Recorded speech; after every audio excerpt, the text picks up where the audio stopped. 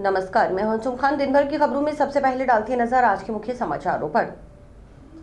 कर्नाटक से जुड़े हैं तार। पुलिस ने राजस्व आसूचना निदेशालय को दी सूचना। फार्म हाउस से 90 क्विंटल 70 किलोग्राम चंदन की लकड़ी जब्त करने का है मामला। किसानों ने 1 घंटे जाम किए हाईवे, वाहनों की लगी लंबी कतारें। गुलाबी सुंडी से हुए खराबे का मुआवजा देने की मांग। सेवारत चिकित्सकों ने काली पट्टी बांधकर किया कार्य। सीएससी गांधीवाड़ी के चिकित्सक के साथ दुर्व्यवहार करने का है मामला। वादा खिलाफी का आरोप, आमरण अनशन शुरू। 3 नर्सेज ने शुरू किया आमरण अनशन। चिकित्सकों ने दी बेड रेस्ट करने की सलाह। नंगे पांव पदयात्रा निकालने वाले यूथ कांग्रेस प्रदेश महासचिव हरप्रीत सिंह ढिल्लों के पैरों में पड़े छाले। अब खबरें विस्तार से। भिरानी पुलिस की ओर से रोही बीबीपुर स्थित फार्म हाउस से 10 करोड़ रुपए की कीमत की 90 क्विंटल 70 किलोग्राम चंदन की लकड़ी बरामद करने के मामले में प्रथम दृष्टया ये खुलासा हुआ है कि लाल चंदन की लकड़ी की किसी अन्य सामान के साथ चोरी छिपे बाहर स्मगलिंग होनी थी। इस मामले के तार कर्नाटक से जुड़े होने के बाद पुलिस अधिकारी कह रहे हैं। शुक्रवार को जिला मुख्यालय पर एसपी कार्यालय में मीडिया कर्मियों से मुखातिब हुए पुलिस अधीक्षक सुधीर चौधरी ने बताया कि चुनाव आयोग के निर्देश हैं कि सभी विभागों से समन्वय कर कार्रवाई करें।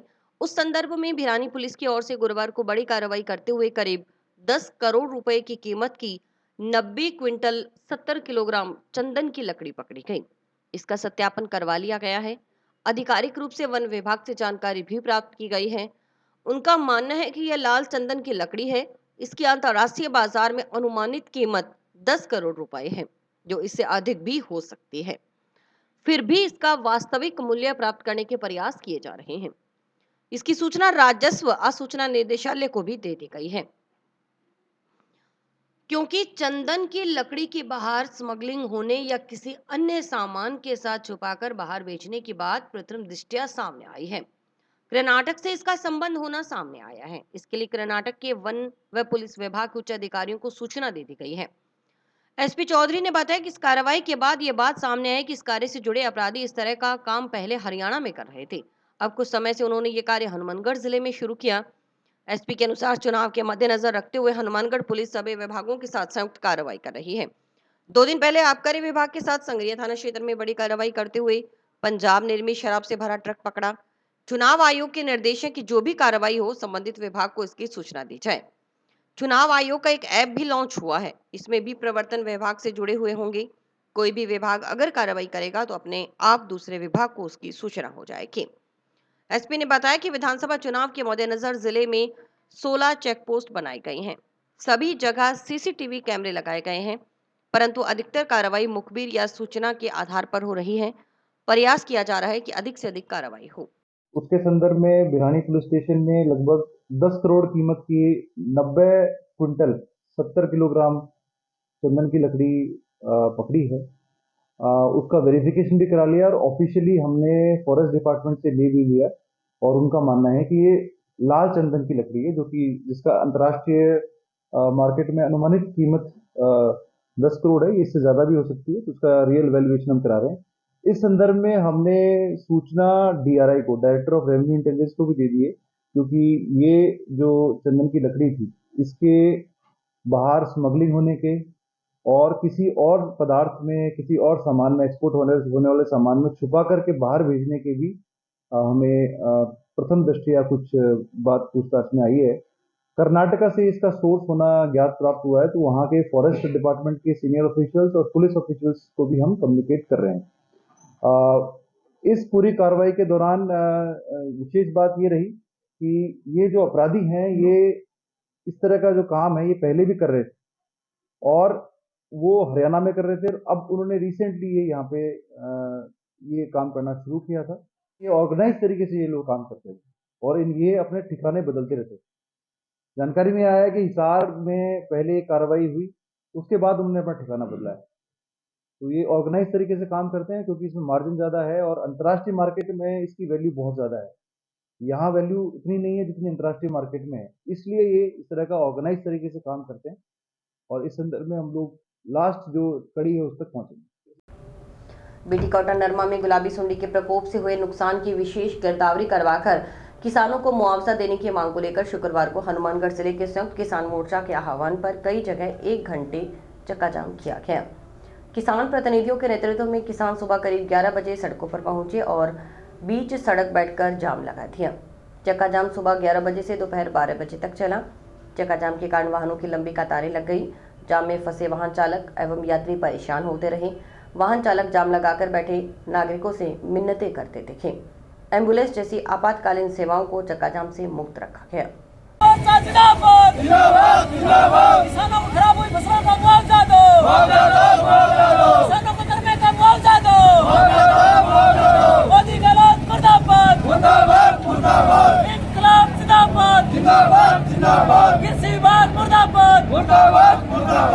सूरतगढ़ 4 लेन पर स्थित गांव मक्कासर में किसानों ने सरपंच बलदेव सिंह के नेतृत्व में 1 घंटे चक्का जाम किया। अखिल भारतीय किसान सभा के ओम स्वामी ने कहा कि तकरीबन सभी किसानों की नरमा की फसल में गुलाबी सुंडी के कारण नुकसान हुआ है। करीब पूरी की पूरी फसल बर्बाद हो गई है। किसानों की फसलों को हुए नुकसान का सर्वे करने के लिए राज्य सरकार की ओर से कमेटी बनाई गई, लेकिन हुए नुकसान का सर्वे करने के लिए राज्य सरकार की ओर से कमेटी बनाई गई, इस कमेटी ने जो रिपोर्ट तैयार की उस पर सवाल खड़ा होता है। उन्होंने कहा कि आज किसान हताश परेशान हैं, लेकिन सरकार ने अभी तक मुआवजे की घोषणा नहीं की। उन्होंने कहा कि आज 1 घंटे का चक्का जाम किया गया है। जल्द मुआवजे की घोषणा न होने पर संयुक्त किसान मोर्चा के आह्वान पर आगामी कदम उठाए जाएंगे। सरपंच बलदेव सिंह ने कहा कि गुलाबी सुंडी के अलावा बेमौसमी बारिश व आंधी के कारण हनुमानगढ़ श्रीगंगानगर जिले में नरमा, ग्वार, मूंग की फसलों में भारी नुकसान है। विशेष गिरदावरी करवा मुआवजा जारी करने की मांग को लेकर किसान प्रतिनिधि पिछले कई दिनों से आंदोलनरत हैं। किसान संगठनों ने कई बार सरकार को ज्ञापनों के माध्यम से लिखित में अवगत करवाया, लेकिन अभी तक कोई सुनवाई नहीं हुई। ये देखो क्या हालत कुछ भी नहीं गा जी इस नरमे च हुण जीरो ले इत्थों रिपोर्ट जाती है भी 30% नुकसान 40% आ तुहाडे सामने है नुकसान कोई ऐसी इत्थे बैठे तो कितना नहीं 100% नुकसान होया जनाब। कोई टीडा बन के लोग खेत च जाके दिखाता इन्होंने सब कुछ कर लिया और सरकारां एकदम सुत्तियां पईयां ताई तां जगाउण दे बारे च चक्का जाम दा निर्णय लिया, जगह जगह चक्का जाम कीते आ। संयुक्त किसान मोर्चा की तरफ से हनुमानगढ़ और गंगानगर जिले में किसान की जो फसल बर्बाद हो चुकी है, नरमा, मूंग है, ग्वार की, उसके मुआवजे को लेकर आज चक्का जाम किया है। इसी संदर्भ में पीलीबंगा, कोला और गांव मक्कासर में भी चक्का जाम किया गया है, क्योंकि लगातार किसान अपनी मांग को लेकर जिला कलेक्टर के माध्यम से सरकार को अवगत कराया गया, लेकिन सरकार के अभी तक कान पर जूं तक नहीं रेंगी। और ऐसे ही पहले सरकारी खरीद में भी चला कि लगातार 1 महीना हनुमानगढ़ जंक्शन की मंडी में या दूसरी मंडियों में किसानों को संघर्ष करना पड़ा है, टेंट लगाकर लगातार धरने पर बैठना पड़ा है। उसके बाद खरीद शुरू हुई थी और सरकार की हठधर्मिता है, क्योंकि सभी नेता अपनी टिकटों के चक्कर में लगे हैं, किसान की कोई सार नहीं ले रहा। और अगर किसान की बदौलती सरकारें बनती है, किसान अगर खुशहाल होगा तो हमारा राजस्थान खुशहाल होगा। इसी बात को लेके आज किसानों ने यहाँ चक्का जाम किया है। चक्का जाम इसलिए करिया जी, सरकार कहती है भी असीं नरमे दा तुहानूं हरजाना देवांगे, मुआवजा देवांगे, ना तो कोई ट्राई करता है ना कोई देंदा। नरमे दा हाल देखो साडे की है, कोई टींडा खड़िया है या ये टींडा हैगा, स्प्रेहां रेहां कर करके थक गए असीं। 10-10 फुट बढ़िया 8 वधा लिया, हुणे बाण बेले करने औखे होए पे कि वो सानूं किसानी नूं कहंदे भी हरजाना देवांगे, हरजाना दूर हो गया। ये चीज़ है जी, इस बारे कहना चाहुंदे आ भी भाई जिहड़ी सरकार है जागो, किसानां दे हक च रहो, किसानां दे नाल संजोग दिओ, ना दिओगे थोड़ा बुरा हाल हो जाऊगा। अगे होया है, असीं बार-बार यही वरना करते हैं कि जे भगवान है तो रब भी है, ते रब है तो किसान भी है। किसान पैदा करता खेती, सारे बड़े बड़े मुलाजमों सब खेती तो उत्थों ही खाने हो।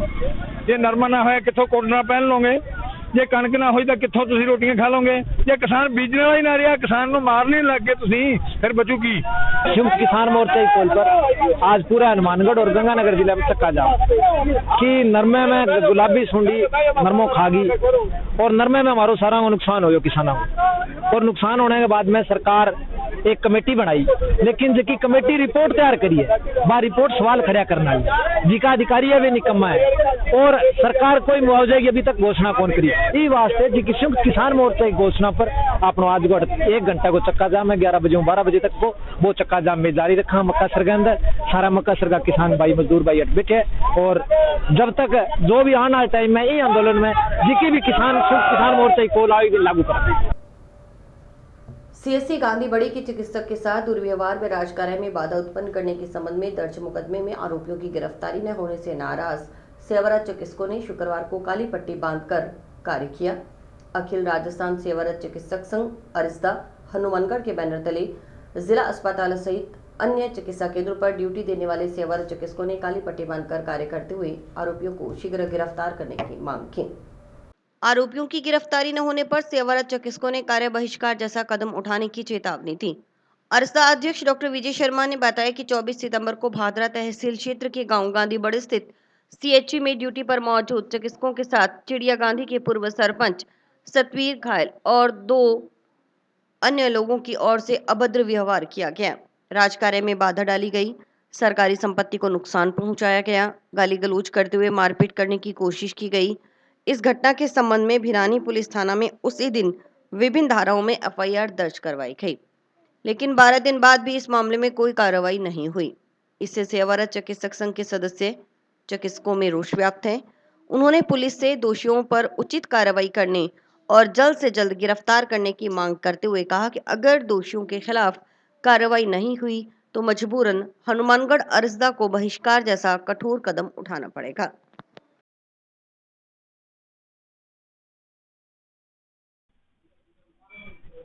जिला चिकित्सालय के सभी चिकित्सक काली पट्टी बांध के आज विरोध प्रदर्शन कर रहे हैं, क्योंकि 24 तारीख को पिछले महीने की 24 तारीख को गांधीबड़ी सीएचसी पे कार्यरत चिकित्सकों के साथ में काफी ज्यादा दुर्व्यवहार किया और एफआईआर के बाद में अब तक उन दोषियों के ऊपर गिरफ्तारी वाली कार्रवाई नहीं हुई है।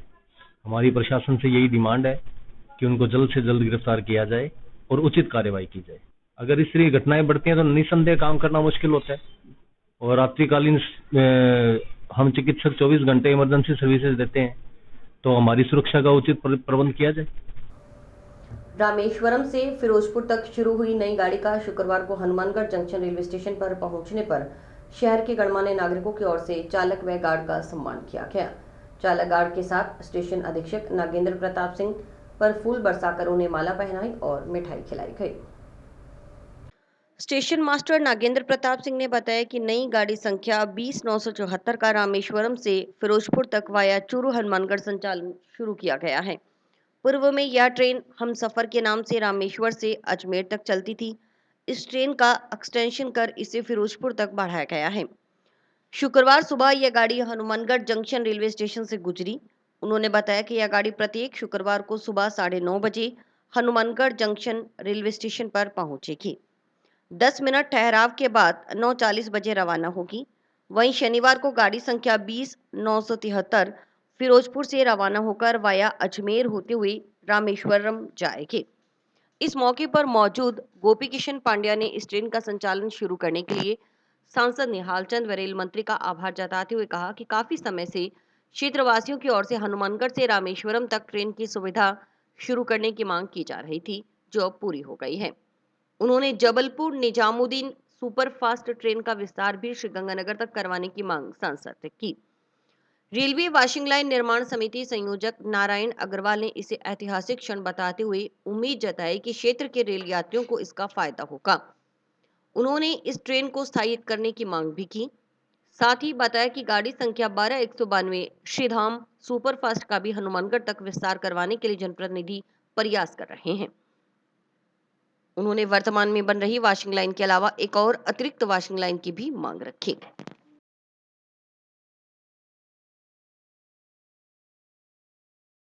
आज गाड़ी संख्या 20974 अजमेर से फिरोजपुर तक नई गाड़ी का संचालन हुआ है, जो रामेश्वरम से अजमेर तक चलती थी हम सफर, उसका एक्सटेंशन करके फिरोजपुर तक बढ़ाया गया है। आज ये गाड़ी यहाँ से गुजरी है। इसके उपलक्ष्य में ड्राइवर गार्ड का यहाँ के सम्मानित व्यक्तियों लोगों के द्वारा उनका सम्मान किया गया है। और ये गाड़ी अब प्रत्येक सप्ताह शुक्रवार को इधर से 9:30 बजे आएगी और 9:40 बजे जाएगी। रात शनिवार को उधर से 20/973 बन करके फिरोजपुर से रामेश्वरम के लिए वाया अजमेर होकर के जाएगी। उसका टाइम उस समय 9:20 और 9:30 रखा गया है और ये गाड़ी जो है शायद अच्छी तरह से सक्सेस होनी चाहिए। सबसे पहले तो मैं सांसद, लोकप्रिय सांसद निहाल चंद जी का और रेल मंत्री जी का धन्यवाद देना चाहता हूं। आज हनुमानगढ़ के इतिहास में आज उन्होंने हनुमानगढ़ रामेश्वरम से फिरोजपुर कैंट तक वाया चूरू हनुमानगढ़ होके आज शुक्रवार को 6 अगस्त को आज गाड़ी यहाँ से रवाना हुई है 9:30 बजे और 10 मिनट का इसका स्टॉपेज है। यह है बहुत ही ऐतिहासिक क्षण है। तो हम रेल मंत्री जी का और सांसद निहाल चंद जी का तहे दिल से शुक्रिया अदा करते हैं और हनुमानगढ़ की जनता को आने वाले जल्दी समय में इसका भरपूर लाभ होगा और हम ये चाहेंगे कि इसको हनुमानगढ़ से स्थायी करने की कोशिश मेरी ये रहेगी पूरी इनसे मांग। और आगे भी जो भी हनुमानगढ़ के लिए जितनी भी समस्या है उनका धीरे धीरे समाधान हो रहा है। ये नरेंद्र मोदी जी के नेतृत्व में रेल मंत्री जी के स्वेच्छा अनुसार हनुमानगढ़ में जो विकास की गंगा बह रही है इसमें कोई शक की बात नहीं है। आज रेलवे द्वारा रामेश्वरम से फिरोजपुर के लिए नई ट्रेन का संचालन आज शुरू हुआ है। इसके लिए मैं सबसे पहले हमारे लोकप्रिय सांसद माननीय श्री निहाल चंद जी, माननीय रेल मंत्री जी, इनका हार्दिक अभिनंदन करता हूँ, इनको बहुत बहुत बधाइयाँ देता हूँ। और हमें ये हमारी काफी दिनों से मांग थी और हमें सांसद महोदय से निवेदन करना चाहते हैं कि हमारी एक मांग और है जो जबलपुर निजामुद्दीन सुपर फास्ट चल रही है निजामुद्दीन तक, उसका विस्तार श्री गंगानगर तक करवाया जाए। इसकी हमें बहुत उम्मीद है और हम आशा करते हैं कि ये काम भी जल्द पूरा होगा। टाउन की स्वामी कॉलोनी निवासी विश्व हिंदू परिषद के जिलाध्यक्ष व नगर परिषद के रिटायर्ड एक्सियन राजेंद्र स्वामी ने शनिवार को अपने निवास पर शुरू हो रही श्रीमद् भागवत कथा के उपलक्ष्य में शुक्रवार को टाउन में रेलवे स्टेशन के पास बस्ती में रहने वाले कचरा बीनने वाले परिवारों के बच्चों को भोजन करवाया। भोजन करने के बाद बच्चे बड़े प्रसन्नचित्त नजर आए। राजेंद्र स्वामी ने बताया कि रेलवे स्टेशन के पास बस्ती में रहने वाले कचरा बीनने वाले परिवारों के बच्चों को पढ़ाने और संस्कारित करने का बीड़ा परिषद की ओर से उठाया गया है। इसके लिए पिछले 4 माह से बस्ती में संस्कार शिक्षा पाठशाला संचालित की जा रही है। उनके निवास पर शनिवार से श्रीमद् भागवत कथा शुरू हो रही है। उसी उपलक्ष्य में इन बच्चों को उनके निवास पर बुलाकर भोजन करवाया गया। स्वामी ने बताया कि संस्कार शिक्षा पाठशाला में अध्ययनरत बच्चों का परीक्षा ली जाएगी। उसमें अव्वल रहने वाले 10 बच्चों को आदर्श विद्या मंदिर विद्यालय में प्रवेश दिलाया जाएगा ताकि वे समाज की मुख्यधारा में शामिल हो सकें। इसके पीछे उनका मकसद समाज के अंतिम व्यक्ति को ऊपर उठाना है। इन बच्चों से अंतिम व्यक्ति कोई और नहीं हो सकता, क्योंकि इस बस्ती में रहने वाले परिवारों के बड़े सदस्यों में नशे की प्रवृत्ति देखने को मिलती है। विशेषकर इन बच्चों के पिता नशा करने के आदी हैं। वे उनसे भी नशा छोड़ने के लिए समझाइश कर रहे हैं। उन्होंने बताया कि श्रीमद् भागवत कथा का आयोजन 7 अक्टूबर से 13 अक्टूबर तक होगा। कथा का वाचन रोजाना दोपहर 1 बजे से शाम 5 बजे तक किया जाएगा। आज हमारे घर में कल से श्रीमद् भगवत कथा का पाठ हो रहा है। उसी उपलक्ष्य में ये जो रेलवे स्टेशन के पास में कचरा बीनने वालों की बस्ती है, इस बस्ती में पिछले 4 महीनों से विश्व हिंदू परिषद के जिला अध्यक्ष होने के नाते मैं यहाँ पे कार्रवाई इन बच्चों को पढ़ाने का संस्कार का काम कर रहा हूँ। संस्कार शिक्षा हमने वहाँ पे शुरू कर रखी है। तो इन 4 महीनों से इन बच्चों से मेरा खूब लगाव हो गया। इसलिए मैंने ये सोचा कि भाई जब ये भगवत गीता का पाठ करवा रहे हैं तो उससे पहले इन बच्चों को मेरे घर पे बिठा करके इनको खाना खिलाया जाए। तो मैंने इनको आज भोजन करवाया है और जो बच्चे मेरे स्कूल में पढ़ रहे हैं वहाँ पे चिल्ड्रन स्कूल में कमरा ले रखा उनको, उनमें से जो बच्चे पिछले 4 महीनों में जो ठीक रहे हैं उनकी परीक्षा लेकर के उनमें से 10 बच्चों को आदर्श विद्या मंदिर में पढ़ाने का आगे हमने प्रोग्राम बनाया है। आदर्श विद्या मंदिर से हमारी बात हो चुकी है, वो पूरा सहयोग कर रहे हैं और बाकी जन सहयोग से और विश्व हिंदू परिषद से और मैं खुद अपनी जेब से इन बच्चों को पढ़ाने का पूरा प्रयास कर रहा हूँ। यूथ कांग्रेस प्रदेश महासचिव हरप्रीत सिंह ढिल्लों के पैरों में छाले पड़ गए हैं। फिलहाल उनका चलना फिरना मुश्किल हो गया है। डॉक्टर ने उन्हें बेड रेस्ट की सलाह दी है। दरअसल हरप्रीत सिंह ने गांधी जयंती पर पदयात्रा की थी। यात्रा की सर्वत्र सराहना हुई। जिला मुख्यालय स्थित महाराजा अग्रसेन भवन से प्रारंभ पदयात्रा अंबेडकर चौक, भगत सिंह चौक होते हुए भद्रकाली मंदिर परिसर में विसर्जित हुई थी। इस दौरान विभिन्न संगठनों की ओर से हरप्रीत सिंह ढिल्लों को समस्याओं से युक्त ज्ञापन भी सौंपे गए। हरप्रीत सिंह ढिल्लों ने बताया कि यात्रा का मुख्य उद्देश्य जन संवाद करना व कांग्रेस पार्टी के ऐतिहासिक इतिहास का प्रचार प्रसार करते हुए जन कल्याणकारी योजनाओं का प्रचार प्रसार करना है। हनुमानगढ़ के लिए नशा नासूर बन रहा है, इसलिए हनुमानगढ़ को नशा मुक्त करना उनका ध्येय है। साथ ही भ्रष्टाचार ने इस कदर पांव जमाए हैं कि आम आदमी को बड़ी तकलीफ हो रही है। जिस तरह गांधी जी ने पद यात्रा के माध्यम से समस्याओं का समाधान किया था, उसी तरह हमने भी लोगों से संवाद कर समस्याओं का खाका तैयार किया है। इसे पार्टी आलाकमान को भेजेंगे। हरप्रीत ने कहा कि पैर के छाले तो ठीक हो जाएंगे, लेकिन नशा और भ्रष्टाचार जैसी बुराइयों ने इस व्यवस्था को चोटिल कर दिया है। इसे खत्म करना जरूरी है। इसके लिए वे सदैव प्रयासरत रहेंगे। जी, यात्रा सफल रही और लगभग 8 बजे के 12 बजे से चलकर लगभग 8 बजे तक हम भद्रकाली मंदिर पहुंचकर हमने आरती की। सभी लोगों से मिले, बहुत प्यार मिला और आगे हम अब यूथ कांग्रेस की ओर से D2D डोर टू डोर योजनाओं का प्रचार प्रसार करेंगे। ये आगे की हमारी योजना है। पैरों में छाले तो हुए हैं, परंतु कोई दिक्कत नहीं, हौसला है, चलेंगे आगे भी। मुहिम हमारी है नशा मुक्त हनुमानगढ़ और भ्रष्टाचार मुक्त हनुमानगढ़। मैं शुरू से ही कॉलेज पॉलिटिक्स से ही जुड़ा हूँ NSPI से, उसके बाद यूथ कांग्रेस में। अब आगे चुनाव लड़ने का जो हमारी टीम है यूथ की, उन्होंने मन बनाया तो हमने अप्लाई किया है। अगर पार्टी टिकट देती है तो निश्चित रूप से चुनाव लड़ेंगे। गैस एजेंसी के खिलाफ कार्रवाई करने की मांग को लेकर भारतीय जनवादी नौजवान सभा के कार्यकर्ताओं ने शुक्रवार को जिला रसद अधिकारी के नाम ज्ञापन सौंपा। इससे पहले DSO के ज्ञापन सौंपने उनके कार्यालय पहुंचे कार्यकर्ता कुर्सी खाली देखकर चैम्बर में ही धरने पर बैठ गए।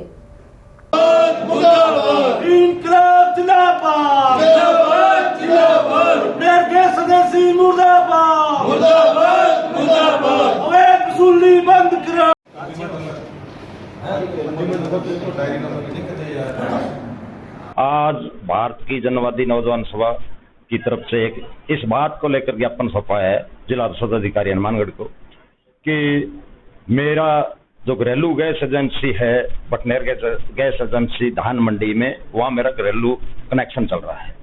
मैंने 27/9/2023 को बुकिंग करवा दी, गैस सिलेंडर घर दे जाइए, नहीं देके गए। कोई बात नहीं, निवेदन किया, नहीं आए। आज मैंने सुबह गैस सिलेंडर गाड़ी में डाला खाली और कापी लेके वहां गया तो वहां के जो कर्मचारी बैठा रखे हैं उस गैस एजेंसी में, उन कर्मचारियों ने मेरे को आधा घंटा बैठाए रखा। भाई देते हैं, अभी 9:30 गया, 10 बज गए, फिर बोले भाई पौना घंटा और लगेगा। मैं आधे घंटे और रुक गया, 10:30 बज गए। 10:30 बजे मैंने बोला भाई कापी पैसे वापस दे दो, नहीं सिलेंडर तो भाई मैं मेरे घर जाऊं। सुबह सिलेंडर मुक गया, बच्चों के लिए इंदिरा रसोई से खाना लेके जाऊंगा। इंदिरा रसोई से 5 पैक करवाए और घर आके बच्चों को खाना दिया। और वो खाली सिलेंडर मेरी बोलेरो में अभी भी बाहर खड़ी है, यहीं कलेक्ट्रेट के बाहर खड़ी है, खाली सिलेंडर वो पड़ा है, उसमें पड़ा है। ऐसा व्यवहार ये कर रहे हैं। उन लड़कों ने ऐसा व्यवहार किया कि मेरे को 10:30 तक मैंने उससे निवेदन किया, यार मेरी सेशन कोर्ट में बैल लगी है, 10:30 बजे सेशन साहब बैठ जाते हैं वहाँ बैल सुनने के लिए, लेकिन उन्होंने एक नहीं सुनी। बोले आपको तो पौना घंटा बैठना पड़ेगा। की जनवादी नौजवान सभा हनुमानगढ़ द्वारा यहाँ जिला रसद अधिकारी के एक ज्ञापन सौंपने के लिए आए हैं, जिसमें रसद अधिकारी द्वारा जहाँ ये लाइसेंस बांटे गए हैं, जैसे कि गैस एजेंसियां खोल रखी है, प्राइवेट गैस एजेंसियां के इन्होंने लाइसेंस दे रखे हैं, वो लगातार अपनी मतलब 1 साल से लगातार अपनी गुंडागर्दी जारी है उनकी। लगातार ब्लैक के अंदर पैसे ले रहे हैं और एक सिलेंडर की जब बुकिंग हुई 27 तारीख की जो बुकिंग होती है सिलेंडर की, उसके बाद वो सिलेंडर आज तक नहीं पहुंचा करते। सुबह से जाकर के हम सिलेंडर लेने के लिए गए तो बोले सिलेंडर के लिए 1 घंटा लगेगा। हमारी ये पीड़ा है, हमारी ये मांग है। हम रसद विभाग साहब के पास हम लोग आए हैं, उनसे हम मांग करते हैं कि जल्द ही इससे जो है एजेंसी, इसका लाइसेंस रद्द किया जाए, अन्यथा भारतीय जनवादी नौजवान सभा हनुमानगढ़ द्वारा बड़े स्तर पर आंदोलन किया जाए।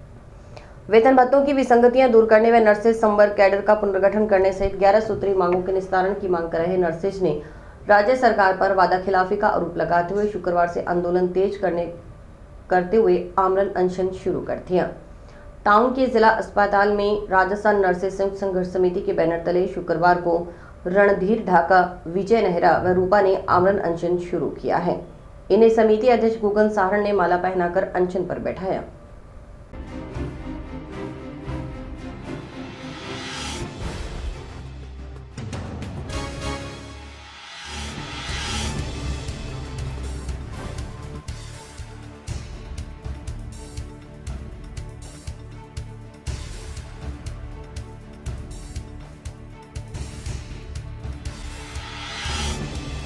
एकता जिंदाबाद, नर्सेज एकता जिंदाबाद, नर्सेज के साथ वादा खिलाफी नहीं सहेंगे, नहीं सहेंगे, नर्सेज के साथ वादा खिलाफी नहीं सहेंगे, नहीं सहेंगे। राजस्थान सरकार होश में आओ, राजस्थान सरकार होश में आओ, होश में आओ। नर्सेज एकता जिंदाबाद, नर्सेज एकता जिंदाबाद। संयुक्त संघर्ष समिति हनुमानगढ़ द्वारा आमरण अनशन का फैसला लिया गया, क्योंकि सरकार के पास हमारा जो 11 सूत्री मांग पत्र है वो पिछले 4 सालों से पेंडिंग पड़ा है। पूर्व में हमने 2 घंटे कार्य बहिष्कार किया था, उसके बाद में हमने सरकार को हड़ताल का अल्टीमेटम दिया था। सरकार के प्रबुद्ध जो एसीएस सुब्रा सिंह जी और वित्त विभाग के जो अखिल जी अरोड़ा है, उनके साथ हमारे संगठन की वार्ता हुई, जिसमें उन्होंने हमें पूर्ण आश्वस्त किया था और सरकार के साथ वार्ता के अंदर हमने शीघ्र 15 दिन के अंदर आदेश करने का वादा किया था। लेकिन अब 1.5 महीना हो चुका है, सरकार की तरफ से वादा खिलाफी की गई है और हमारे साथ विश्वासघात किया गया है। इसी के मद्देनजर पूरे राजस्थान में आज से सभी जिला मुख्यालयों पर आमरण अनशन हमारे साथी कर रहे हैं। आज हनुमानगढ़ में हमारे श्री रणधीर जी ढाका, श्री विजय जी नेहरा और श्रीमती रूपा जी जो फीमेल हेल्थ वर्कर है, वो आमरण अनशन पर बैठी है। कल से हमारा प्रोग्राम ये रहेगा कि जो भी साथी आमरण अनशन पर बैठना चाहे उनको हमने स्वागत के लिए बुलाया यहाँ पे। कल से हो सकता है और ज़्यादा लोग आमरण अनशन पर बैठें, इसलिए सरकार से हमारी गुजारिश है कि हमारे साथ जो वादा किया है वो जल्द से जल्द पूरा करें और नर्सेज के और आमजन के हित में कार्य करें। अनिश वर्मा, जिला हनुमानगढ़ से राजस्थान संयुक्त नर्सिंग एसोसिएशन के बैनर तले हम आज आमरण अनशन पर हमारे कुछ साथी बैठे हैं। सरकार ने हमारे साथ बहुत ही गलत तरीके से पेश आ रही है, क्योंकि उन्होंने वादा करके भी हम अपनी मांगों के लिए पहले भी संघर्षरत थे। तो पहले हम आंदोलन पे थे, तो सरकार ने हमारी मांगों का आश्वासन दिया था कि हम अपनी मांगे सरकार पूरी करेगी, परंतु आज दिनांक तक सरकार ने हमारी मांगों पर कोई ध्यान नहीं दे रही है। इसलिए हमारे साथी, हमारी एएनएम बहनें, हमारे जो नर्सिंग सीनियर नर्सिंग ऑफिसर है, वो भी अब आज धरने पर बैठे हैं और ये हमारा धरना आमरण अनशन है। तो ये कब तक चलेगा ये हमारे को भी नहीं पता है, परंतु हम अपनी मांगों के लिए अडिग रहेंगे। किसी भी तरीके से हम सरकार के साथ समझौता नहीं करेंगे जब तक हमारी मांगे पूरी नहीं होती। अतिरिक्त जिला परियोजना समन्वयक समग्र शिक्षा हनुमानगढ़ की ओर से शुक्रवार को टाउन के सेठ राधाकृष्ण बिहानी राजकीय बालिका उच्च माध्यमिक विद्यालय में सामुदायिक गतिशीलता के अंतर्गत MSc SDMC के सशक्तिकरण के लिए जिला स्तरीय आमुखीकरण कार्यशाला का आयोजन किया गया। कार्यशाला के उद्घाटन सत्र में जिला अहिंसा प्रकोष्ठ के सह संयोजक तरुण विजय सहित अन्य गणमान्य नागरिक शामिल हुए।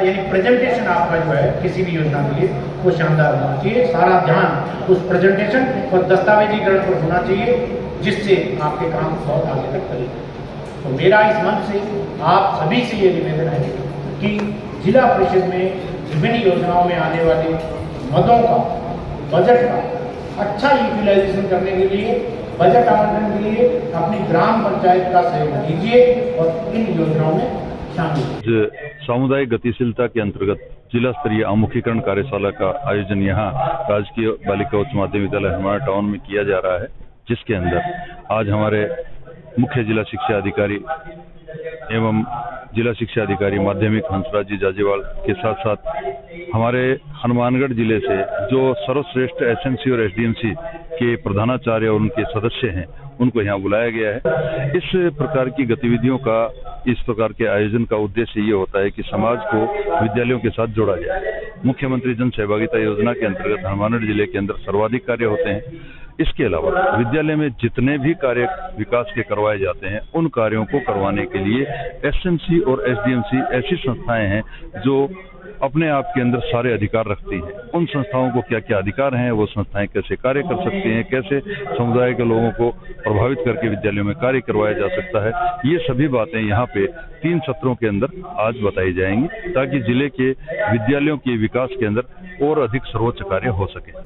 टिब्बी तहसील के गांव दौलतपुरा के ग्रामीण पिछले कुछ समय से गंदा पानी पीने को मजबूर हैं। इसके पीछे के कारण गलियों में बिछाई गई पाइपलाइन में कई जगह लीकेज होना और क्षतिग्रस्त डिग्गी में जोहड़ पायतन का पानी भरना है।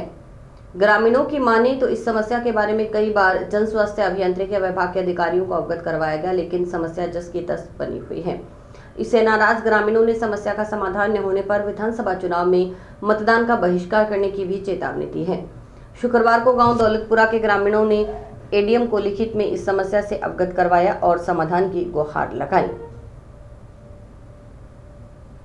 उधर पीएचडी टीबी के सहायक अभियंता प्रशांत के अनुसार 2021 में भारी बारिश के बाद डिग्गी क्षतिग्रस्त होने से डिग्गी का पुनर्निर्माण करवाया गया था।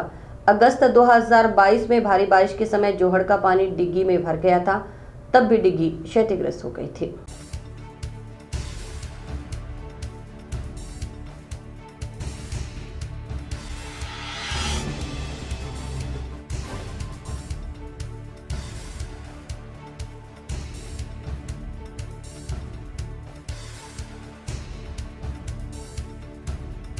विभाग मुर्दाबाद, पीएचडी विभाग मुर्दाबाद, पीएचडी विभाग मुर्दाबाद, पीएचडी विभाग मुर्दाबाद। हमारी मांगे पूरी करो, हमारी मांगे पूरी करो, हमारी मांगे पूरी करो, हमारी मांगे पूरी करो। हम सभी ग्रामवासी गांव दौलतपुरा के निवासी है और हम दौलतपुरा गांव से आए हैं जी। हमारे गांव में जल जीवन मिशन के तहत वाटर वर्क्स की डिग्गी का निर्माण है 90,34,000 रुपए की लागत में जो हुआ था, उसमें बहुत प्रकार की अनियमितता विभाग और ठेकेदार द्वारा बरती गई थी। ग्रामवासियों ने पिछले 6 महीने से विभाग और अधिकारियों के चक्कर काट काट के थक चुके हैं, फिर भी हमारी समस्याओं पर किसी प्रकार की गौर नहीं की जा रही है। पिछले दिनों हमने एडीएम महोदय को भी इसके लिए ज्ञापन दिया था, पर आज तक 20 दिन निकल जाने के बावजूद भी हमारी मांग पर किसी प्रकार का गौर नहीं किया गया और गाँव वासियों का गंदा और फ्लोराइड का पानी पीना पड़ रहा है। और जो वाटर वर्क्स की डिग्गी का निर्माण हुआ था, उसमें बहुत ही घटिया स्तर की मानक सामग्री उपयोग में ली गई थी। तो वो डिग्गी निर्माण कार्य होने के बावजूद उसमें पीने के लिए पानी डाला नहीं, उससे पहले ही वो बरसात के दिनों में पूर्णतः डैमेज हो चुकी है। और जो जीआरएफ का फिल्टर उन्होंने बनवाया था, उसमें सप्लाई के लिए उन्होंने जैसे ही पानी डाला तो पानी ऊपर से पानी डाला, नीचे से पानी निकल गया। उतनी प्रकार की घटिया सामग्री मैंने आज तक नहीं देखी। विभाग द्वारा इस पर कोई एक्शन नहीं लिया जा रहा है। गांव वासियों को इसके लिए बहुत ही कठिनाइयों का सामना करना पड़ रहा है। और एक टीपीआई की टीम जो हमारे बीच पहुंची थी कल, तो उस टीम ने इस मैटर पर जांच की तो पाया जो हमारे द्वारा दी गई थी जानकारी वो पूर्ण जानकारी और जो समस्या थी वो पूर्णतः सही थी। और इन्होंने पीने के लिए जो पाइपलाइन गांव में बिछाई है वो मात्र 1 फीट की गहराई में बिछा दी, जिसके कारण उस पर जैसे ही कोई बड़ा व्हीकल गुजरता है उस पर दबाव बनता है तो वो पूर्णतः लीकेज हो जाती है। अब गांव वासियों ने सामूहिक रूप से इकट्ठे होकर एक निर्णय लिया है कि अगर चुनाव से पहले हमारी समस्या का कोई हल नहीं होता है तो हमारे गांव में पूर्णतः चुनाव का बहिष्कार किया जाएगा और मतदान नहीं किया जाएगा। और कोई भी पॉलिटिकल नेता जिसको टिकट लेकर गांव में घुसने का प्रयास करेंगे तो गांव वासियों द्वारा उनको गांव में घुसना नहीं दिया जाएगा। इसका क्या है, दौलतपुरा में जल जीवन मिशन के अंतर्गत योजना का कार्य हुआ था। इसमें क्या है, एक डिग्गी का निर्माण हुआ था, फिल्टर प्लांट का हुआ था, पंप हाउस, मोटर पंप नए लगने, नहर से वाटर पाइपलाइन, गांव में पाइपलाइन डाली गई थी। तो इसमें जब काम किया जा रहा था 2021 में काम चालू किया था इसका, तो 23 सितंबर 2021 को क्या है भारी बरसात हो गई थी, जिसके कारण क्या है वाटर वर्क्स के समीप जोड़ लगता है तो जोड़ का पानी डिग्गी में आ गया था, जिससे नवनिर्मित हो रही डिग्गी को डैमेज हो गई थी। तब तत्कालीन रिसर्च अभियंता द्वारा संवेदक को कह के डिग्गी का पुनर्निर्माण करवाया गया। लेकिन दिनांक 1 अगस्त 2022 को भी भारी बरसात होने के कारण पानी की निकासी जोड़ से नहीं हो पाने के कारण जोड़ के पास बनी शौचालय के डैमेज होने के कारण सारा बरसात जोड़ का पानी डिग्गी में आया, तो उससे डिग्गी के 2 साइड के कॉर्नर डैमेज हो गए। उसके बाद ग्रामीणों ने मांग की कि डिग्गी को पूरी को दोबारा बनाया जाए, जो कि संभव नहीं था। और उससे पहले क्या है कि निर्माण से पहले क्या है 4 दीवारी का निर्माण किया जाए। 4 दीवारी का निर्माण उस कार्य में लिया नहीं था, तो उसको दोबारा स्वीकृत करा के अन्य कार्य में उसके द्वारा 4 दीवारी का निर्माण कार्य चालू कर दिया गया है।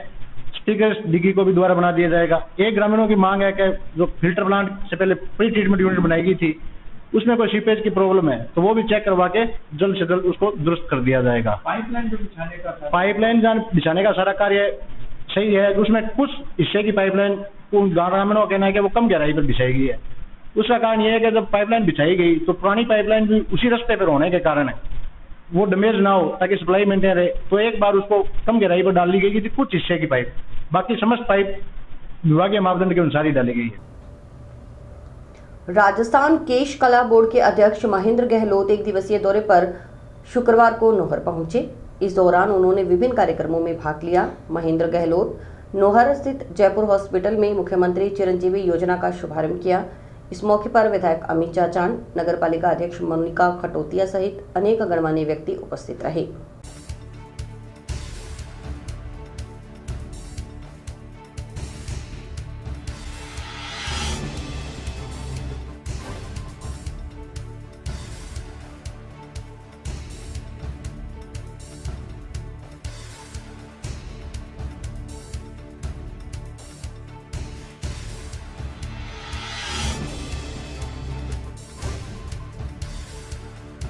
है।